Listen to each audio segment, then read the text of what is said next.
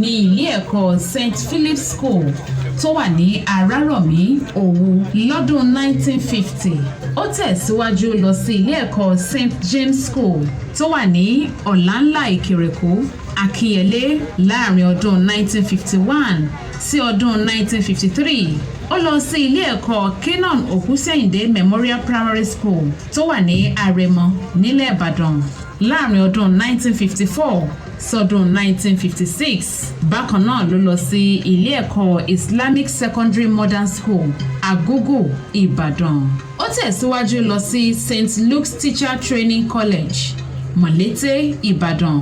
Bákan náà ni Olatunbosun Oladapo kàwé ní Fásitì Ìpínlẹ̀ Èkó University of Lagos Akọ́ka níbi tó ti kẹ́kọ̀ọ́ gboyè diploma nínú ìmọ̀ èdè Yorùbá Studies láàrin ọdún 1974 sọdún 1975. Ó ṣiṣẹ́ tísà olùkọ́ni fódìdí ọdún mẹ́wàá kí ó tó gba iṣẹ́ sọ̀rọ̀sọ̀rọ̀ lédè Yorùbá ní WNTV WNBS Ìbàdàn títí di 7/7/1977.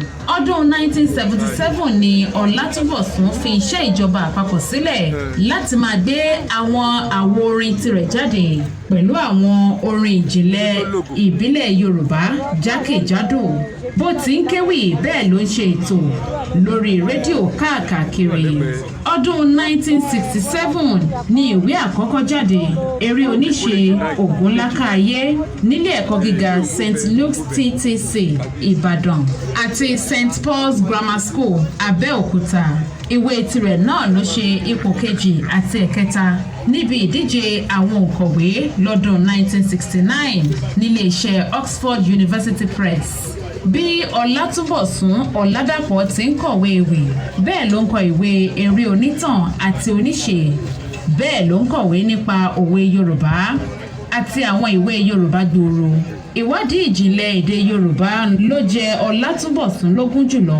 Ó sì ti ní àwọn ọmọ bíbí tirẹ̀ gan tí wọ́n jẹ́ akọ́mọlédè káàkiri àgbáyé.